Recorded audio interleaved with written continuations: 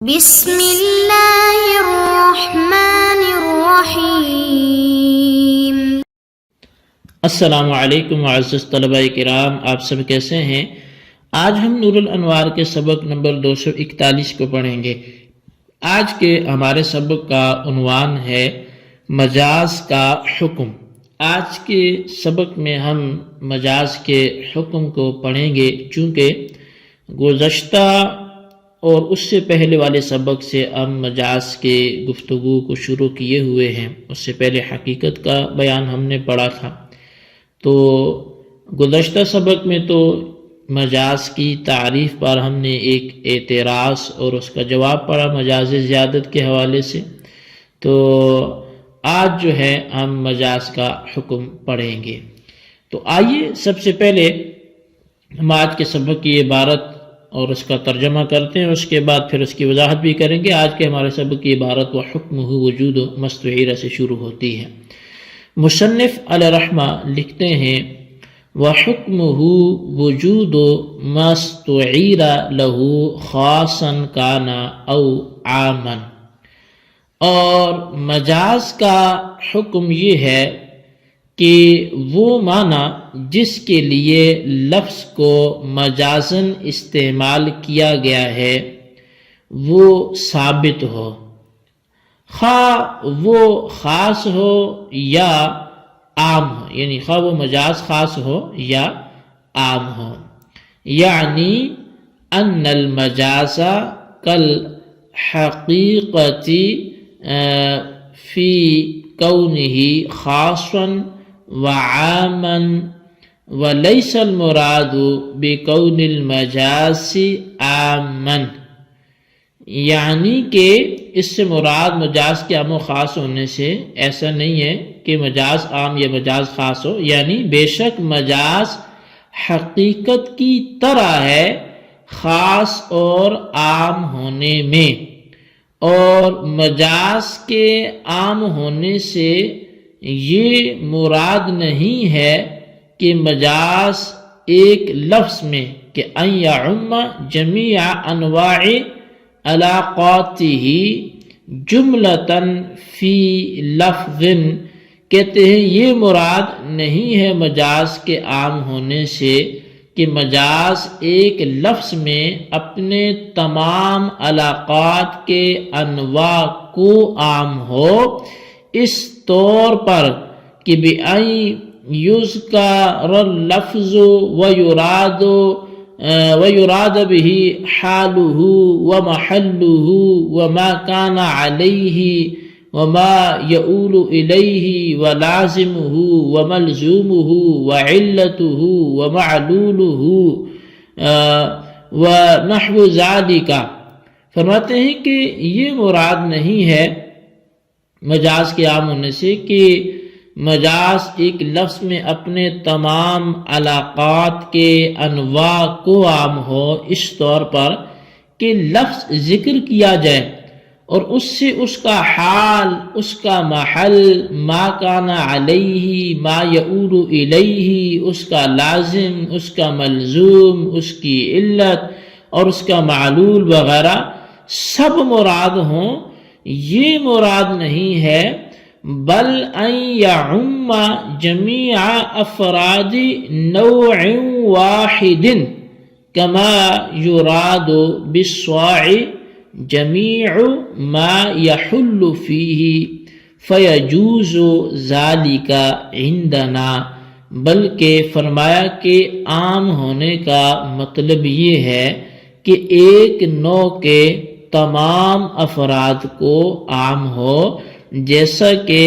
صا سے وہ تمام چیزیں مراد لی جاتی ہیں جو صا میں داخل ہو سکتی ہیں، اور یہ ہمارے نزدیک جائز ہے، یعنی احناف کے نزدیک جائز ہے۔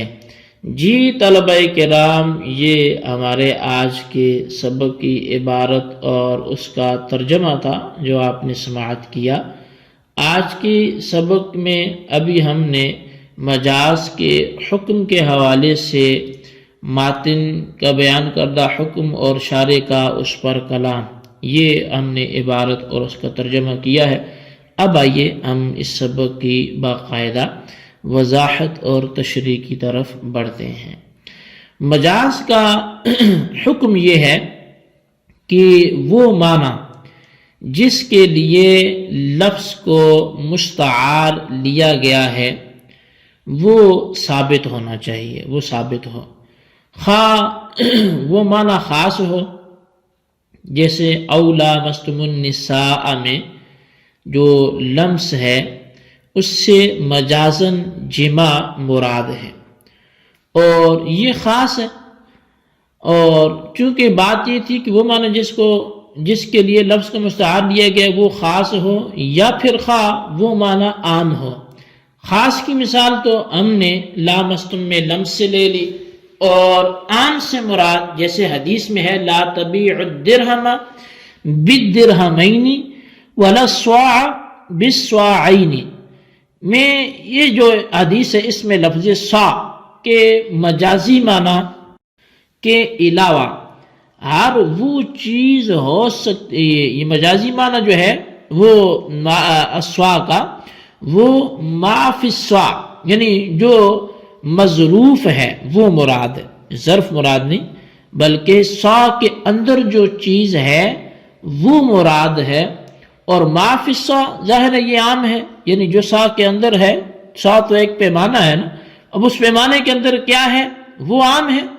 کیونکہ ما فی الصاع یعنی جو صاع کے اندر ہے وہ اناج اور اناج کے علاوہ ہر چیز ہو سکتی ہے